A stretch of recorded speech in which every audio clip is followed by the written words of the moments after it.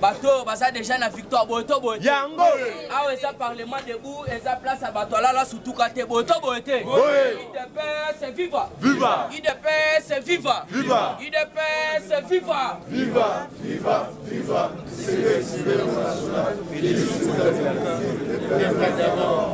bonjour bonjour bonjour bonjour lisusu bonjour asala esengo makasi ya kozala liboso na bino pour le moment en tout cas il faut tozala na esengo esengo na biso eza pourquoi puisque Félix bato nyonso tu babandaki koloba Félix aza pantin Félix aza placebo ndenge azana akosala eloko te Kabila aza kodirige mais bino nyonso tu bomoni par rapport à enjeu du jeu na volonté politique oyo Félix asali mutu te azokoka kolobela yango va même bamédia va même bato ebele yango wana pour le moment bayebisi biso makambo moko atombola azosala ezosenga ete batombola yango.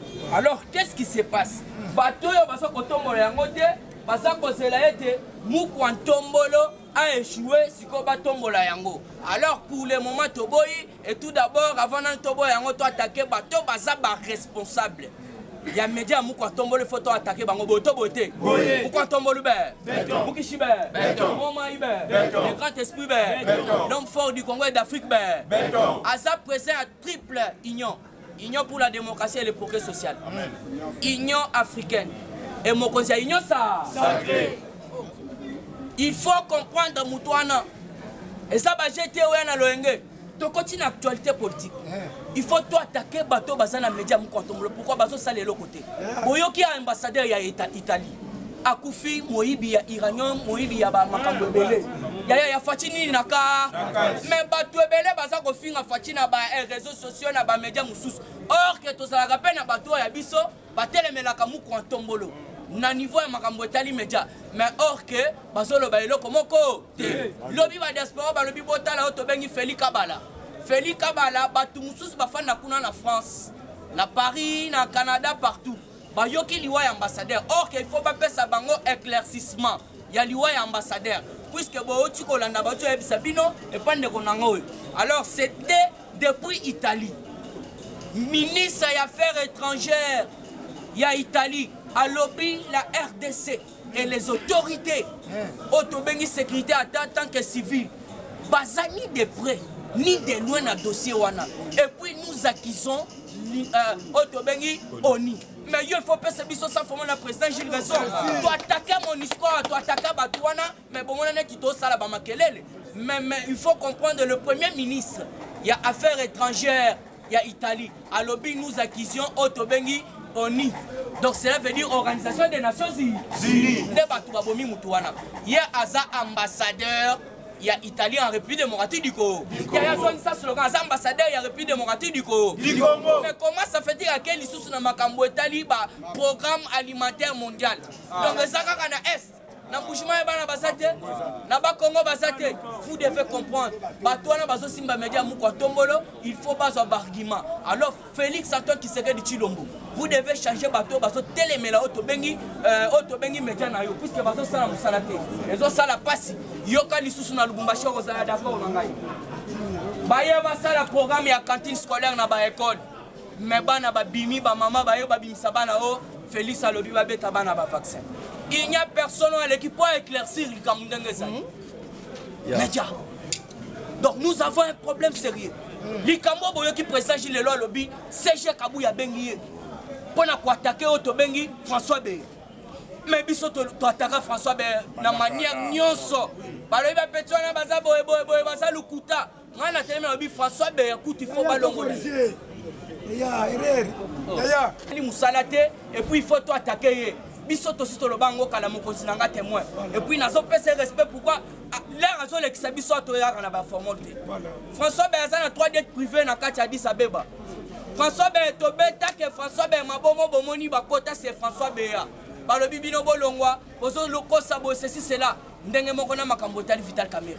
Alors vous devez comprendre ce qui que la minute François Beya akei na Rwanda ake contenir ba propos eza ko engager yemoko.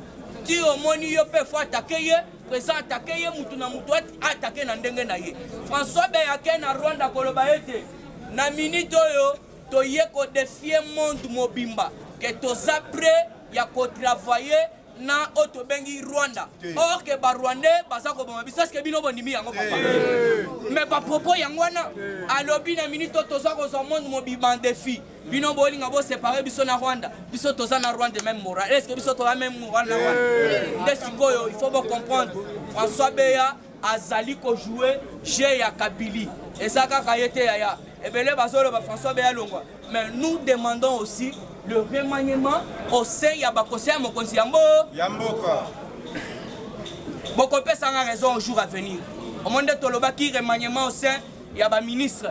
Au moni bazana kati ya kosala. Il est au sein après remaniement au sein ya bakose. Alors nous quand on faut avoir après bakose. Bakose yo surtout baza malamu te. Alors vous devez comprendre makambo belé. Tala François Beyazali, conseiller spécial mokonzi yamboka en matière de sécurité. Mabomo continue mboka tobeleli. Lelo be accueilli kokoya na ba piège na ye moko bino moko faut pas comprendre.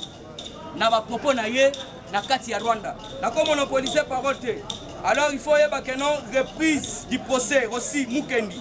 Mercredi e bandaki na tribunal otobengi militaire ya garnison ya Matete.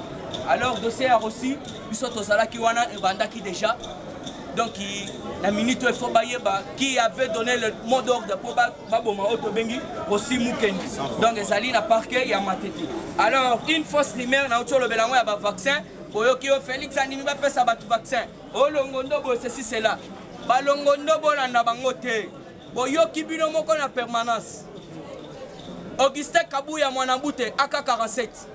A Télémé à l'obit, aux a ministre Moussousso va collaborer dans parti politique. Et parti Nabiso, il y a IDPS. Obayaki Kosolo Nabiso. Mais Oyoka qui l'air abandonné Kotanga Bakombo. Ceux qui batangi, Otobeng était Longondo, peuple à l'Obaki. Merci, donc, l'air Otobengi, Augustin Kabouya Télémé à l'obit, tous a ministre Nabiso Moussousso Babandai Koya. Babandai ko participer na ba réunion na parti peuple a télémarqué à boy Longondo. Cela veut dire Longondo to ça na musalate puisque bino moko bosi bobo yango à la portée de tout le monde. Alors baza moi ebelé. Alors il faut comprendre que na minute oyo vaccin bandimi yango te baboyi yango bana wana bayakinde ba enregistrer bango baye ba comment faire cantine scolaire puisque bientôt cantine scolaire zo banda selon information ba pesa biso. Mais pour le moment bazolo ba été Félix a autorisé qui ba ko pesa bana vaccin na Lubumbashi et sali woto bengi fausse information. Toujours na carte actualité politique o ezali flash moko euti en direct ya Italie na auto Sabino kuna na Italie premier ministre na bango azana kombo ya Luigi Di Maio à lobby République démocratique a battu ça le problème te Otobengi Union Organisation des Nations Unies de Batouba livré ambassadeur Nabiso. Alors vous devez comprendre Angete Kobanda alors bakoye banani ya bomakiye. Alors il faut yeba que non Batouba bomakiye azara ba muzito na ba fayu na ba kabila boto bote. Puisque ba muzito baloba nous devons créer l'insécurité les manifestations que non ba Otobengi ba investisseur ba yate. Et ça toujours ka bango. Ça malokonde à clôturer, à consulter, à conformer la gouvernement semaine puisque nous n'avons pas d'état à perdre. Et puis il doit compter toujours la taille du gouvernement. Il y a déjà 40 quelques. Alors nous quand on pour lui, il faut être toujours na 30 quelques. Alors il faut que nous sommes le conde à ça na katina na consulter à koya kotaye. Toujours na carte actualité politique et ali en direct de la police judiciaire de Kinshasa. Alors bakangaki Otobengi directeur général et à la police à sa garde à vue bakangiye pourquoi asali extorsion aibi mbongo ya enjemoko bo ceci cela nde bachakiye na boloko Kalev Mutombo il faut yeba que non na minute ya lobby azobela Kalev akosi kobela alors vous devez comprendre que batobele bakomi kokosa que non tozobela bayebisiye comme ça ndengo longi ezala siko ya Otobengi en cas de force majeure en cas de force majeure pour la Kalev. Alors bakosoye attention à son procès mine attention à ça na wese bakolo kotaye. Alors sans toutefois Otobengi ko chité na pesa bino information ya Sénat ba tiatikali moko candidat unique. Alors na minute au Sénat tozala na candidat unique Otobengi ba Tilugwebo bientôt ba marque Volvo Volvo te ya Dawew eza marque ya mutuka voilà Daoud ebanda osalama na mwa oyo ebandi na 13e rue mosusu na Songololo tobete nanu moko atombolo maboko babanda kosala mutuka na Songololo awa. Alors vous devez comprendre que non awa makambo eza bien. Voilà un probable mandat d'arrêt international contre Moïse Katumbi. Moïse Katumbi aza na ba dossier ya vente d'uranium na kati ya Corée na Iran. Nazo chité siko na Kanambe oyoki aza na Dubai. IDPS viva! Viva! IDPS viva! Viva! Fatibe! Béton! Okishibe! Béton! Momaïbe! Béton! Awa, il faut yeba pourquoi Kabila Kibi. Kabila Longwe à Dubaï. Na kati Dubaï, qu'est-ce qui s'est passé? Na ebisa Kibino, papa Bazala qui passait un jour wana. Puisque intervenant à Kebele. Na ebisa Kibino, il faut se rendre na Otobengi, na ba pays à Émirats Arabes Unis, Baboyaki. Alors, alors, quelle est la destination d'Hippolyte Kanambe? C'est vers la Chine. Puisque en Chine, on a signé charte, il y a ces pays. Alors, qu'est-ce qui se passe? Et ça, bref, arrivé du Dubaï, l'homme de Kingakat avait pour mission de s'envoler pour la Chine, qui est sa vraie destination. Du fait que le mandat d'arrêt international de la CPI dans ces pays est nul de fait. Car la Chine n'est pas signataire du dit charte. Après 3 jours d'intenses discussions avec les autorités des Émirats Arabes Unis pour qu'il y ait autorisation de se rendre en Chine, la demande d'Hippolyte Kanambe, 3 jours plus tard, après profonde étude, les autorités des Émirats Arabes Unis ont carrément refusé d'accorder à celui-ci l'autorisation pour se rendre à Chine. Il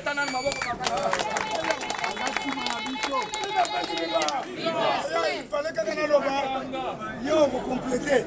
Yaya, telle mise caméra bien. Bakonzi, Batsengi, Tozala tout droit, combattant Nyonso, Zala Ozake, Zala Moussala na yo. Tout droit Moutokotika la zate. Mais yo, Bongama, na domaine nini?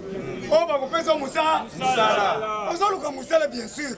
Mais il faut voir dans domaine ni. Pour bah, vous pensez yo, bis ya moulaï, beta frambe, ou comme vous beta boy. Et talio. Ce que vous avez, vous avez avocat. Yango tozo senga, Moutombo Sylvain. Sylvain Moutombo. Yo comme militaire. Ou comme ministre auprès. Oso sali ADT na yo. Tika batu na ADT, tika IDPS ki Kimia. Comment yo komi kozwa ba combattant IDPS recruter batu mususu na bazandu na ba campus. Siko yo komi ko débaucher ba combattant. Trop c'est trop. Un Moutombo Sylvain.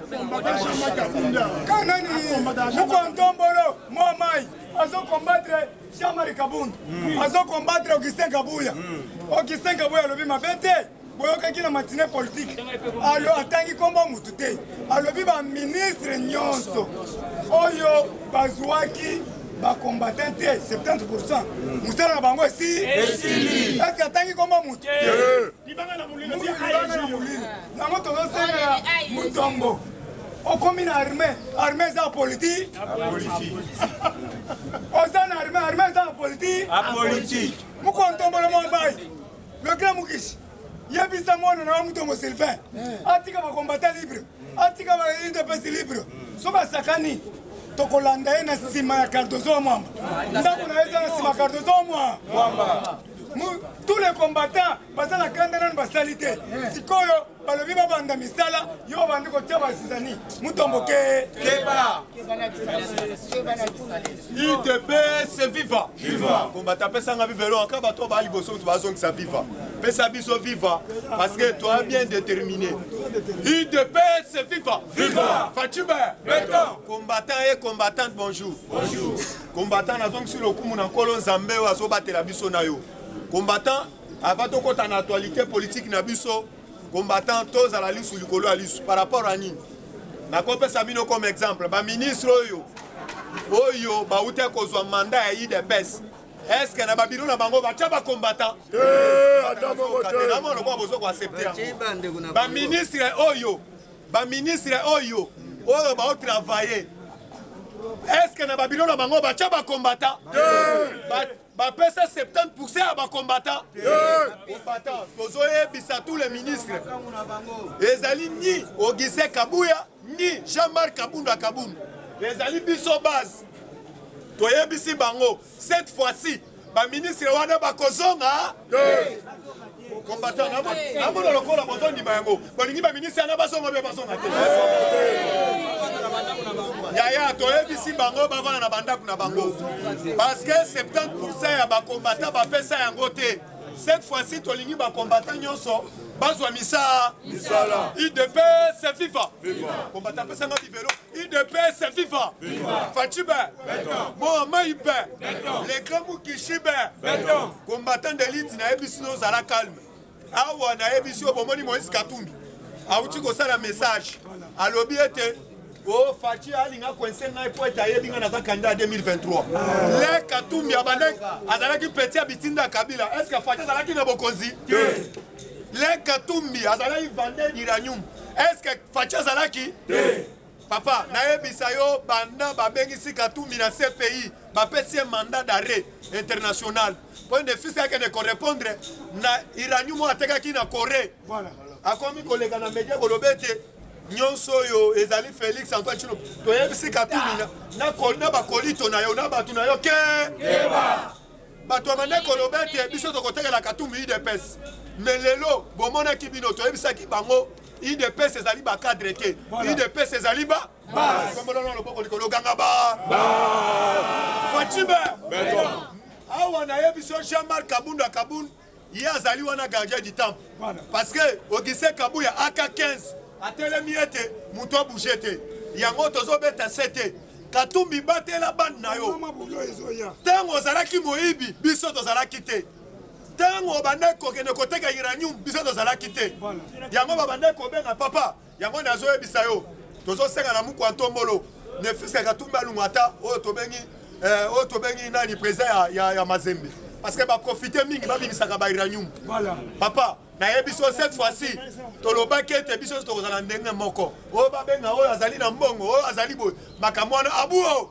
banda balongola ye mpo ne fiske a coopération minéré te po ete ayibaka minéré systématiquement te ase baoyo apesa asusu badon oyo ya ba $100 papa toyebiso ezali mbongo na biso ya bacongolais parce que Katumbi azali na trop passeport ya liboso congolais passeport ya mibale italien passeport ya misato chiffre ako expliquer biso na nini yango toyebisi Katumbi bisika ozali ke sino te base tokobetelo marche akafukafu tokoyebisa yo avant babota yo mundela alekaki devant mama na yo yango toboyi association ya bameti awa toza na véritable tozoluka oyo tobengaka mangwele ya bako papa awa zala calme awa d'ici bolandaki oyo tobengi premier ministre na biso d'ici bientôt ayebisi tous les ministres alobi baministre cette fois-ci oyo bakotravaille na gouvernement na ye yaka na mbongo oyo kotia pe oyo tobengi na budget ya mbo soki oza na mbongo te yeba deja okamati bisaka olo yaya awa toyebisi bino alobaki gouvernement ya turo eza gouvernement ya bilombe IDPS FIFA combattant d'élite tozotuna Kinshasa ekomi na insécurité François Beya ye moko membre ya insécurité papa Kinshasa ekomi na insécurité François Beya bayebisa biso François Beya azali spion ya baaméricain soki boremarke bosala analyse banda balongola oyo tobengi nani oyo tobengi Donald Trump banda lunga na bokonzi Joe Biden akoti boremarke François Beya complicité oyo tobengi na Joseph Kabila papa nakosa yo te batu nyonso Kabila makambo esalama même ntina Katanga yango napesi bravo oyo olandi mbele betami na Katanga babeti sete balobi boye tout le monde na Katanga soki okangi criminel o identifier place azali bokangi bapesi oyo tobengi $30,000 ezali à condition ya nini combattant pour ne fiske kosilisa insécurité yango tozoyebisa bandeko na biso Katange na minute obotala nsima bozonga nini toyebisi bino Katanga ni yetu ezaka mpo na bino te ezali mpo na bakongolais nyonso tant congolais moko azokufa ezosala biso pasi bomonaki complicité na bafrançais mais oyo tobengi ambassadeur ya Italie akufi bango bakomosala bapublicité oyo RDC amemi ngambo mais lobi na sepeli na président oyo tobengi ya Italie ayokisi bango soni ya kosakana te yango biso tobanda kodeklare te MONUSCO asalaka nini toyebisi yo MONUSCO akamata bisaka na ye asala nini papa MONUSCO bolingi akende obe akende te MONUSCO akomi kozwa baarme kopesa même naba oyo tobengi barebele UDPS viva yango nayebisi mukwantombola change na sécurité na ye tozobeta sete oyo tobengi François Beya atiki na bakolito na ye bachange sécurité parce que François Beya toyebisi apati ya lelo baavion eza na Addis Abeba biso tokosala mobembo mpona okende koidentifie yango mais baavion eza na Addis Abeba mais soki ameki cette fois-ci tokolandela ye na mwasi na bana na ye. Merci combattant. Ok, merci. Yaya, ce qu'on voit, le coordonnateur a fait un tournoi. Il y a pas quelqu'un qui